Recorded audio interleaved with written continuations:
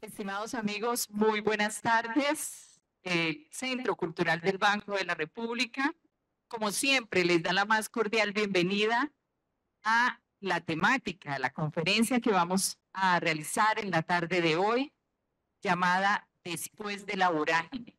Esta es una conferencia que nos va a ofrecer una persona muy cercana en parentesco con José Eustacio Rivera. Precisamente vamos a tener a un escritor, a un periodista, a un académico, a un artista visual nacido en Bogotá y radicado en Australia. Mauricio nos va a estar acompañando en la tarde de hoy. Mauricio ha querido sumarse precisamente a las actividades que con motivo del centenario de la vorágine, el Banco de la República y también en alianza con otras instituciones, hemos decidido iniciar o hemos decidido continuar, porque pues venimos desde el mes de febrero cuando iniciamos nuestra actividad académica con este ciclo de conferencias que estamos desarrollando con unas miradas diferentes a la obra de José Eustacio Rivera y por supuesto al escritor. Como les decía, nuestro invitado de hoy es escritor, periodista, académico, artista visual, nacido en Bogotá, radicado en Australia, donde realizó un doctorado acerca de los roles del periodismo y el arte en las llamadas sociedades de la información del siglo XXI. A lo largo de las últimas 2 décadas, ha combinado su trabajo como investigador académico y periodístico, dentro del que sobresale una investigación a largo plazo sobre la vida, obra y José Eustacio Rivera, con el desarrollo de una obra de ficción que incluye la novela Trapecio, al igual que cuentos e historias ilustradas presentadas a través de series de fotomontajes e ilustraciones digitales. Como se dan cuenta, aquí vemos reflejada la tecnología. Entonces, pues queremos agradecerle a todos ustedes la asistencia, como también pedirles el inmenso favor que los celulares, si los pueden apagar, maravilloso, o colocarlos en modo de silencio como respeto a nuestro invitado en la tarde de hoy. Entonces, bueno, sin más palabras, recibamos por favor con un fuerte aplauso a Mauricio, que nos va a deleitar esta tarde con toda la temática de Rivera. Se me olvidaba saludar a las personas que en este momento se encuentran conectadas a través de la plataforma Cisco Webex. A todos, bienvenidos. Va a estar habilitado el chat para las preguntas, comentarios que quieran hacer y ya cuando iniciemos nuestra sesión de preguntas pueden activar el micrófono si quieren o si no, las leeremos a través del chat. Mauricio, bienvenido. Bueno, a todos, muy buenas tardes. Muchas gracias a Marta Lucía, aquí a todo el personal del Banco de la República que me han invitado a hablar aquí del gran José Eustacio Rivera, persona que admiro mucho más allá del vínculo familiar. Pues algo hablaremos al respecto si nos da tiempo, pero digamos que esta charla es más acerca de él como personaje no solo nacional, sino mundial, universal, a mi entender. Entonces, pues, como pueden ver, después de la vorágine, vida, obra y muerte de José Eustacio Rivera, yo uno de estos 3 conceptos, vida, obra y muerte, porque me parece que son 3 aspectos muy importantes, no solo para entender la vorágine, sino para entender el desarrollo de Colombia como nación, de Latinoamérica y su lugar en el mundo, a lo largo de más o menos 2 siglos de vida republicana, de independencia. Entonces, bueno, vamos a prueba. Bueno, entonces, yo utilizo la figura de una molécula cultural. Si se quiere, también se puede utilizar la célula de un organismo. En este caso, el organismo es la memoria colectiva de Colombia y de Latinoamérica. Y la idea es que si uno extrae esta molécula, a mi entender, puede entender, bueno, disculpa la redundancia, mejor, es como el caso de estudio perfecto para entender de dónde venimos, por qué estamos en este siglo XXI en la Colombia en la que estamos y de algún modo proyectar hacia el futuro qué puede ser y cómo salir de ciertos ciclos viciosos que seguimos repitiendo a lo largo de nuestra historia. Pues bueno, tenemos, pues, como decimos, mi análisis parte de dos premisas centrales. La primera viene siendo que la vorágine es uno de los grandes tratados sobre violencia en el mundo desde que existe lo que conocemos como edad moderna, el mundo moderno, y pues ya hablaremos al respecto.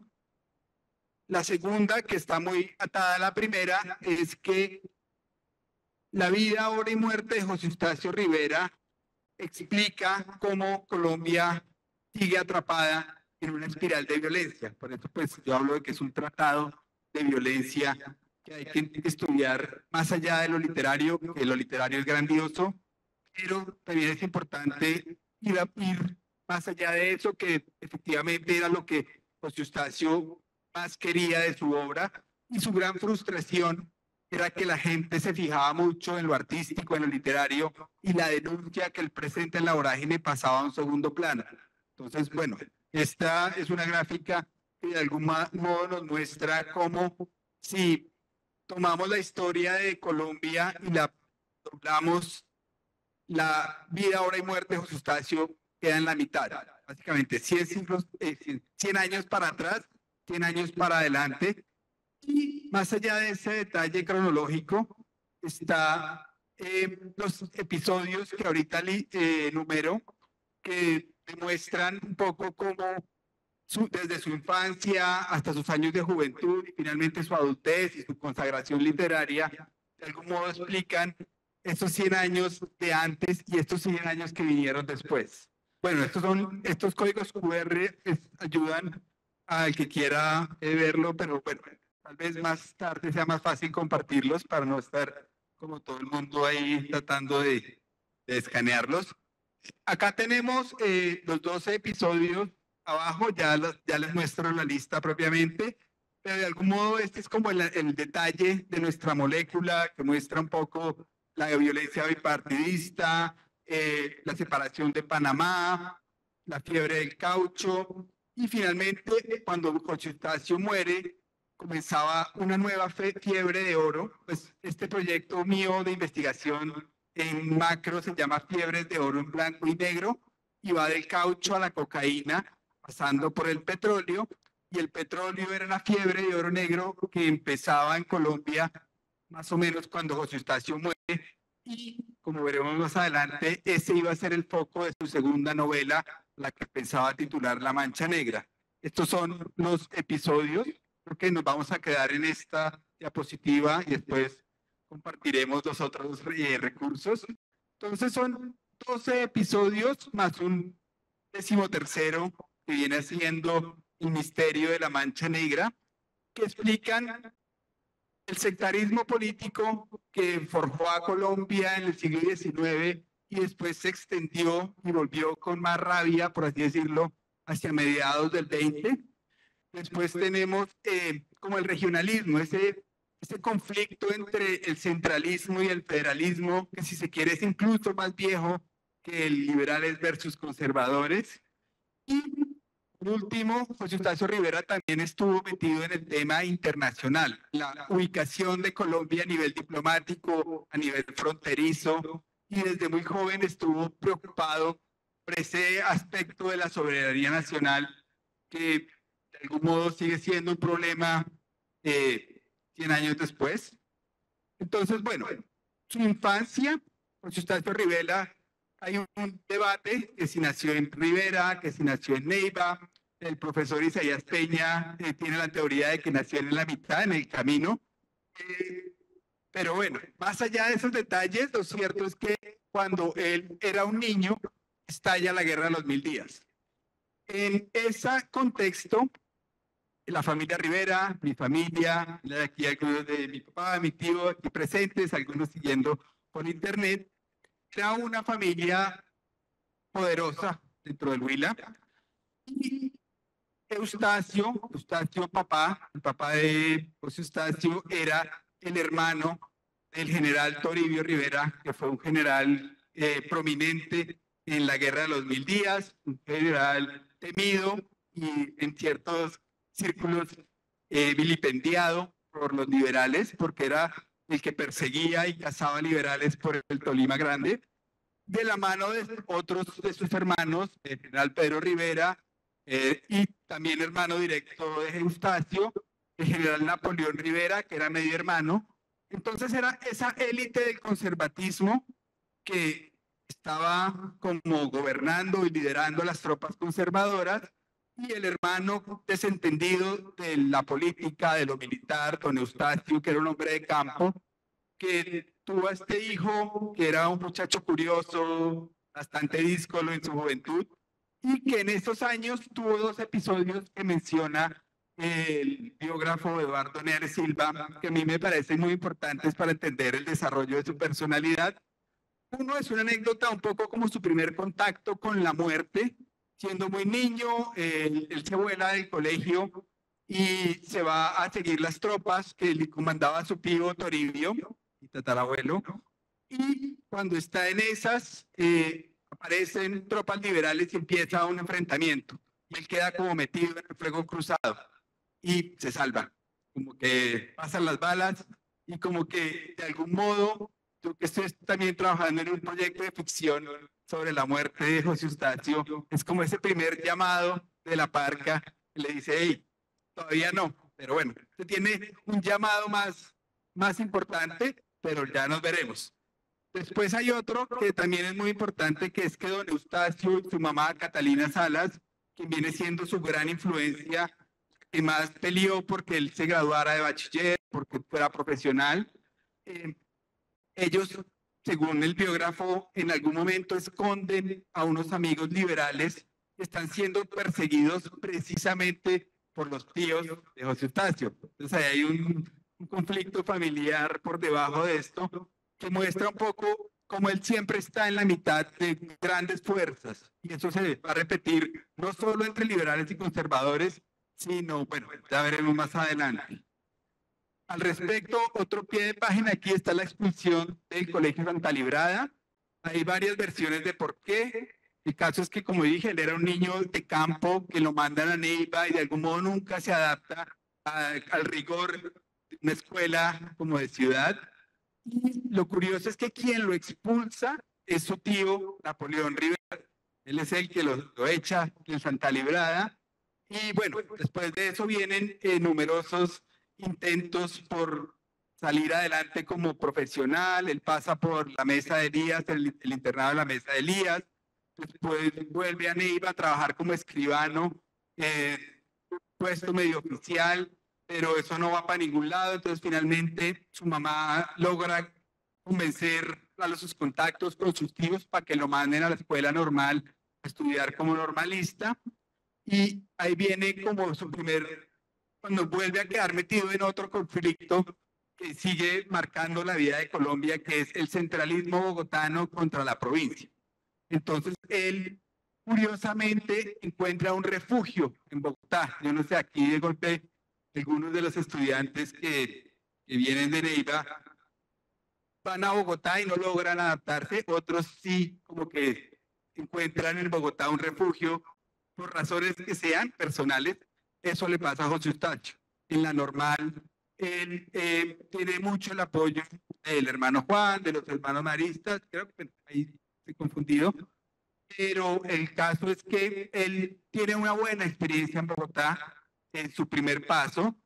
En este momento, además de ese conflicto Bogotá-regiones, también tiene su primer contacto de Colombia versus los grandes poderes del mundo, que es cuando él, siendo estudiante de la normal, hace parte del movimiento estudiantil que protesta por la pérdida de Panamá. Esto no es recién la pérdida de 1903, sino en 1914, cuando se firma el Tratado de Urrutia-Thompson, que básicamente los jóvenes de ese entonces, los centenaristas, como una gran afrenta. Porque, bueno, Estados Unidos paga los 25 millones de dólares de ese entonces, pero nunca pide perdón, nunca hay ese como reconocimiento diplomático de que por nuestra Panamá se separó o nosotros influimos, y eso a la juventud desde entonces le parece como una puñalada en el corazón de la nación, y salen a las calles.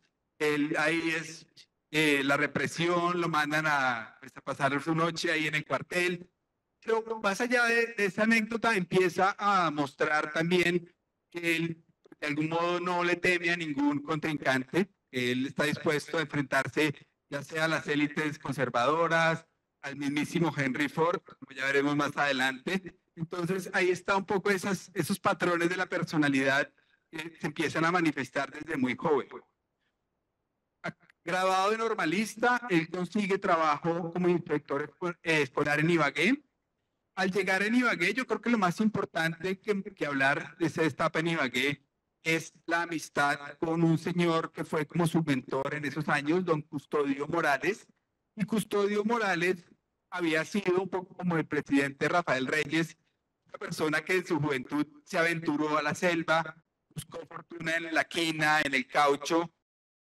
Conoce a José Eustacio, él es el primero que le cuenta acerca de la realidad del sur de Colombia, de lo que fue el holocausto cauchero, de lo que era la Casa Arana. Entonces, José Eustacio ya desde muy joven, mucho antes de la vorágine, ya tenía noción de lo que estaba pasando, aunque fue más adelante cuando lo ve como con sus propios ojos, entiende la magnitud de lo que fue la quiebra del caucho. En esta etapa de inspector escolar hay otro episodio de confrontación con su familia, con las élites conservadoras del Huila, que es que él viene y es invitado a dar el discurso de graduación en un colegio de señoritas. En ese momento, él habla de la importancia de la educación para las mujeres, habla de la importancia del legado de Galileo Galilei, y eso pues no es del agrado como de la curia del Huila. Yo creo que ahí aparece la figura, aunque no la menciona en ese preciso momento el biógrafo, ya está el monseñor Esteban Rojas ahí tomando nota. Y bueno, ahí ese es como un momento en que ya entra como en una lista negra dentro del conservatismo. Curiosamente, igual él nunca abandona el Partido Conservador. En esa época hay que entender que nadie cambiaba de partido político, es un poco como el equipo de fútbol hoy en día. Entonces él hasta la muerte, digamos que sigue atado, al menos nominalmente, al Partido Conservador, pero sus ideas eran, yo diría que más liberales que las de los liberales de ese entonces. Yo diría que por mucho, pero bueno, cada cual interpretará. Acabado como su, al ser inspector escolar, al ser normalista, como que él se empieza a querer más. Él tiene un gran intelecto, una gran memoria, y como que reconoce que él necesita tener un título más importante, y finalmente, siendo mayor que la mayoría de sus compañeros, entra a la Universidad Nacional a estudiar Derecho. Entonces aquí hay otro momento, regreso a Bogotá, es su primer, digamos que, vínculo ya real con lo que fue la Atenas suramericana, que tener en cuenta que esto ocurre cuando en efecto Colombia ha recibido los 25 millones de los Estados Unidos. Entonces es la llamada danza de los millones, la ópera de Viena y de París viniendo pues aquí no, yendo allá a Bogotá, y mientras tanto las regiones igual de olvidadas. Entonces, bueno, es un momento importante, pero también es importante para él porque hace grandes amigos, se mete en el círculo de los poetas de ese entonces, empieza como a la gente a conocer sus versos, pues no digo la nación como tal, pero sí ese círculo literario, él se empieza a abrir paso en ese momento. Y bueno, digamos que antes de hablar aquí en el Congreso, ahí me faltó poner su experiencia en Oropué, porque bueno, en el Congreso 1, realmente él no es congresista después de graduado, pero sí le ofrecen una curul y de algún modo lo alcanzan a nombrar recién graduado de Derecho. Su tío Pedro le cede su curul, que él había sido pues electo para ser parte de ese congreso, pero ahí es cuando el monseñor Esteban Rojas le pasa la cuenta de cobro y manda una carta diciendo que por el bien del Partido Conservador y de la Iglesia es mejor que este señor no sea representante, y efectivamente lo vetan. En una nota, en una carta que él le manda a un amigo, en este momento se me olvida quién es el amigo, él lo describe que lo barrieron de un sotanazo. Es como la frase célebre de ese momento. Bueno, pasado este chasco, él consigue un trabajo como abogado. Su tesis como abogado fue sobre la liquidación de las herencias y precisamente un señor José Nieto lo contrata para que lo defienda en un caso por una hacienda en Oropue.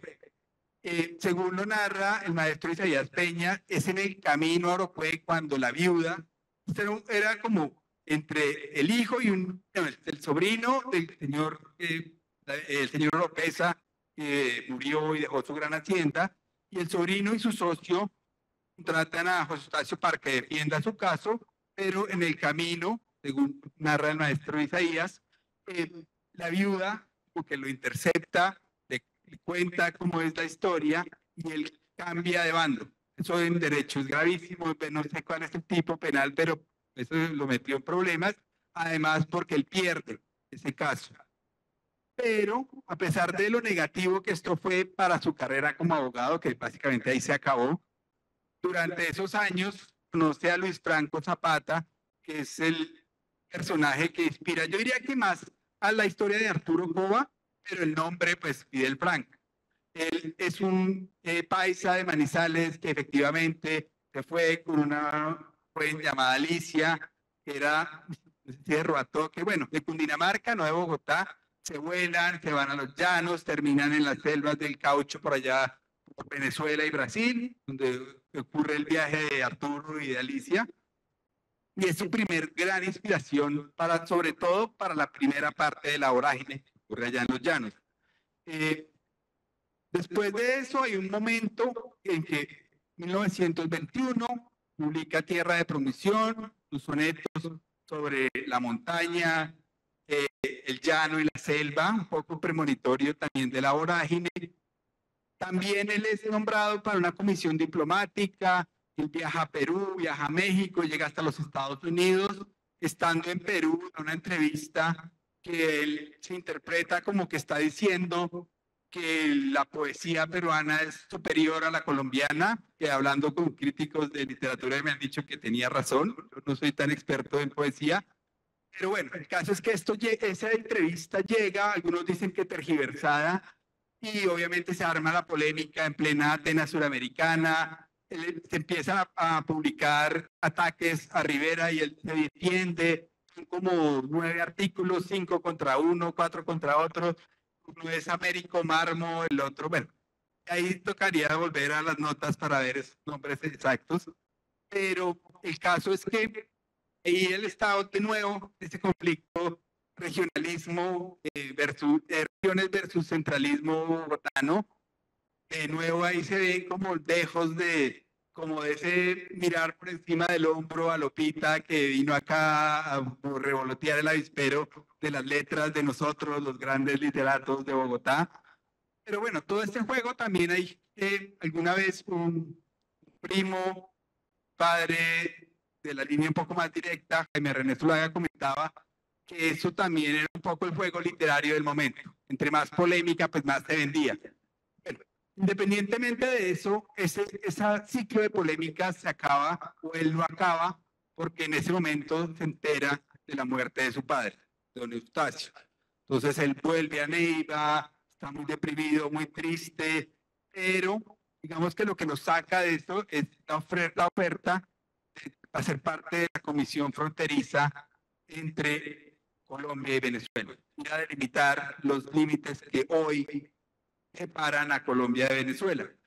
Entonces él parte en 1922, sube por el Magdalena, sale de Barranquilla, llega para un rato en Trinidad y Tobago, después, bueno, en Trinidad, en Puerto España, después entra por Ciudad Bolívar, sube, remonta en el Orinoco, y en esa comisión, como para resumir, básicamente, de nuevo el pez de lleno primer plano, la desidia, el desinterés, el abandono de las élites del centralismo de Bogotá a las regiones apartadas. A él, como miembro de la comisión, como parte del gobierno, por así decirlo, lo dejan sin mapas, sin brújulas, sin teodolitos, todos los equipos para realmente hacer su trabajo. Nunca le llegan cartas de protesta, despegue la atención hasta el momento en que él no más y renuncia. Renuncia y se va a viajar por la selva, a recorrer un poco el recorrido de Arturo Cova, Pichada, Guainía, se pierde en algún momento, contrata a 2 indígenas para que sean los bogas, los canoeros, en la Curiara se meten por todos esos ríos, por todas esas trochas, dicen que está perdido alrededor de un mes, aunque realmente no hay certeza de cuánto tiempo o si en verdad se perdió. El hecho es que estuvo largo rato ahí en la mitad de la selva. Y durante ese tiempo él también, antecitos de irse a explorar la selva, él está un tiempo en San Fernando de Atabapo, allá como que se entera de lo que fue la matanza del coronel Funes dentro de ese ciclo de violencia que fue la fiebre del caucho. También empieza a oír rumores de este Julio Barrera Malo, que después se vuelve Narciso Barrera, que era otro cauchero, enganchador de los caucheros, que engañó a un montón de colombianos, los llevó a morirse a la selva, llegan los reportes de la Casa Arana, y finalmente, pues ahí termina de, no solo escribe, como Arturo Cova escribe La vorágine en los recibos del Cayeno, él también en libros de contabilidad y en diarios ahí, papeles sueltos, escribe el grueso, pues, de la segunda y tercera parte de La vorágine. Vuelve él a finales del 23, creo que él sale el septiembre del 22 de Bogotá y regresa algo así como octubre del 23, es más de un año lo que dura la expedición en la comisión fronteriza, y al llegar de nuevo recibe la noticia de que su tío Pedro de nuevo le otorga la curul para esta vez sí ejercer como representante a la Cámara en el Congreso de Colombia. En el Congreso, digamos que empieza o vuelve a enfrentarse como a las élites políticas ya desde una posición de poder de algún modo. Él hace parte de comisiones investigadoras sobre desfalcos en el Ministerio de Guerra, entonces ahí se gana enemistad del ministro de Guerra, y tal vez la más importante sobre el tema del oleoducto de Barrancabermeja a Cartagena. Entonces ahí él escribe su denuncia, ese reporte está en los anales del Congreso, decía el profesor Isaías que eso sería como lo más cercano a encontrar lo que era la mancha negra, denuncia que él presentó ante el Congreso. Yo no sé si no haya extras, seguramente pues su interpretación literaria hubiera tenido mucho más fuerza que lo que fue un papel oficial como esa denuncia del Congreso. Bueno, ahí está de nuevo, pisando callos, enfrentándose esta vez también a los grandes poderes de las multinacionales americanas. Por ejemplo, él se da cuenta que la compañía encargada del oleoducto que se presentaba como una empresa canadiense era en realidad empresa estadounidense, todos los sobornos, todo que a este le tenía, no sé, la beca para la hija, bueno, dinámicas que no son muy diferentes a lo que vemos hoy en día, lastimosamente. Y dentro de este contexto sale La vorágine. Publica La vorágine el 24 de noviembre del 1924 y pues ya ahí sí ya él se eleva a un nivel, finalmente se vuelve un gran nombre en la literatura, de algún modo se empieza a vender libros y empieza un poco a encontrar esa tranquilidad económica, por decirlo de algún modo. Y en este proceso igual yo creo que él empieza también como a darse cuenta de que como que le están vigilando. Eso es un poema un poco especulativo, pero basado en el hecho de que él decide irse a Nueva York. Bueno, hay una anécdota porque cuando él está en la comisión cuando está en la comisión fronteriza, manda una nota de protesta sobre un señor Leonidas Norzagaray, un cauchero del Baupés, que según la nota estaba talando árboles y esclavizando y haciendo todas las infamias propias de los varones caucheros de la época. Esa era una nota secreta, confidencial, que igual acá se la filtran al señor Norzagaray, quien se viene del Baupés y va a buscarlo primero al Congreso y después a su apartamento con un revólver.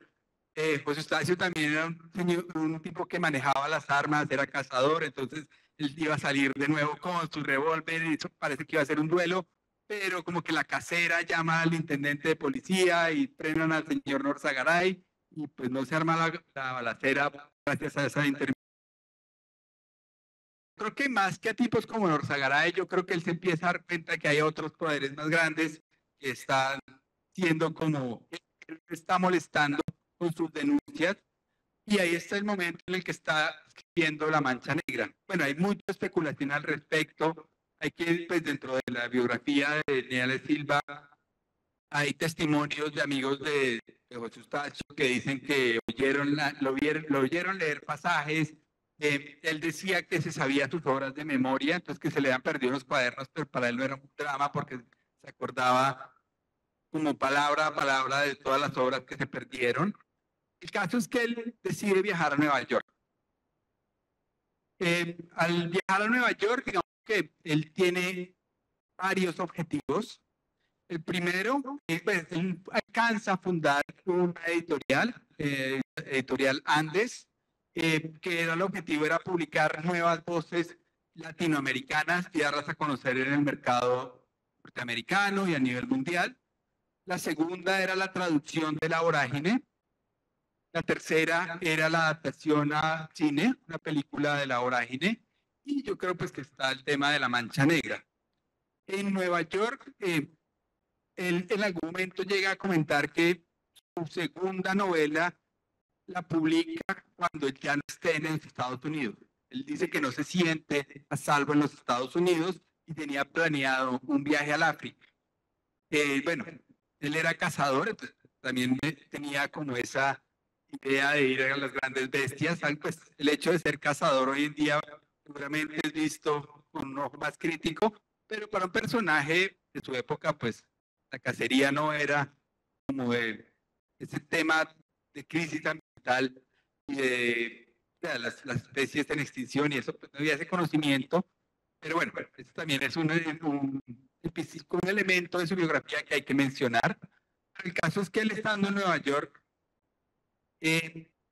enferma y muere. Antes de morir está el episodio del piloto, el teniente Méndez Rey, que fue el primero en hacer el viaje de Nueva York a Bogotá, parando varias veces en Estados Unidos como un par de veces, después creo que Costa Rica, Panamá, bueno, no sé la ruta exactamente, pero el caso es que José Eustacio Rivera da el discurso de despedida piloto pocos días antes de su muerte.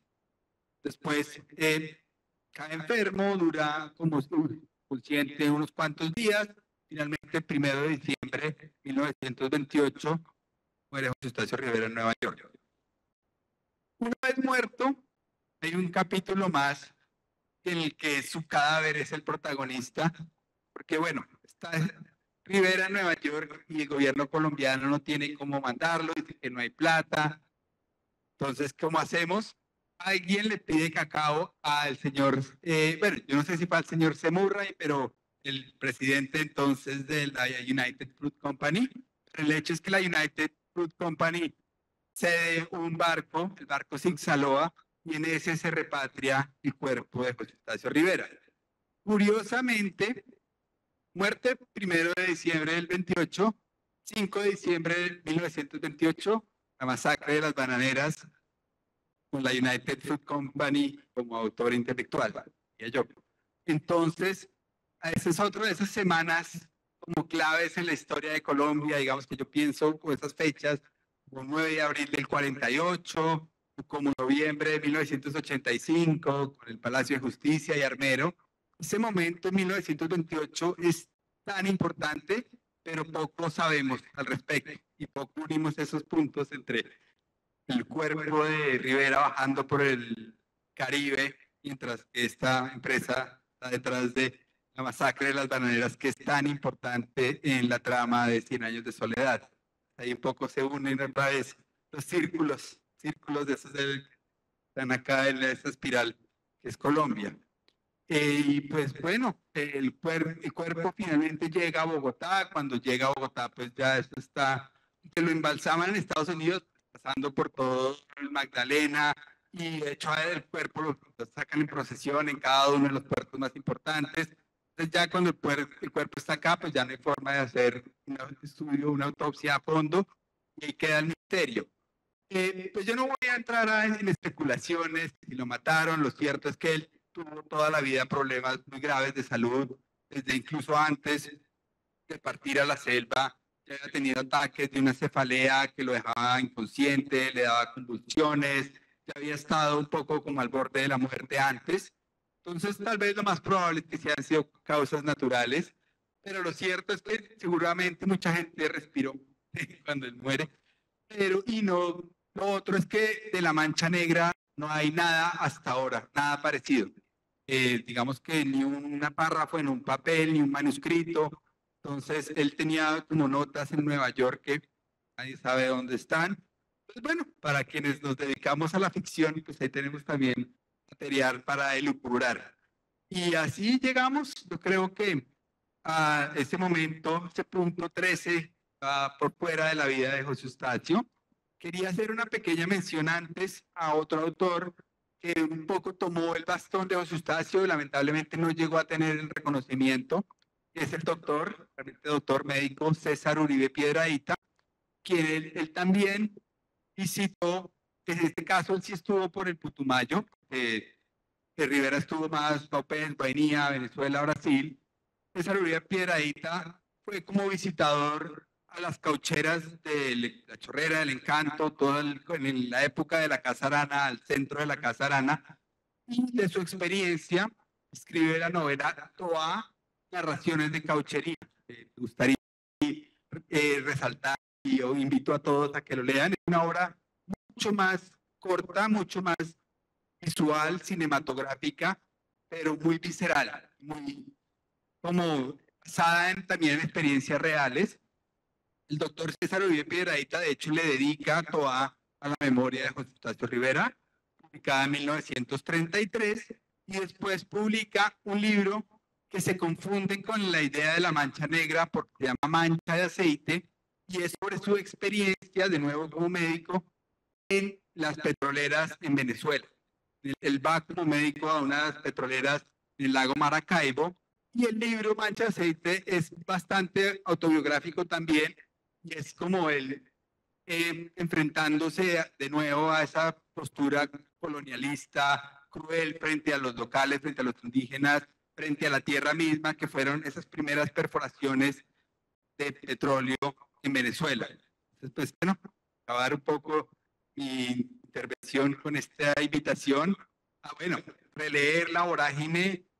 Es una obra que realmente cada vez que uno la lee le encuentra más y más tesoros literarios e intelectuales, pero también a explorar un poco la obra de Uribe Piedrahíta, Mancha de Aceite, y bueno, un último libro, ahí como una codita ahí al final, otro libro publicado en 1924 en las selvas del caucho, sobre las selvas del caucho, que es En el corazón de la América Virgen, de Julio Quiñones.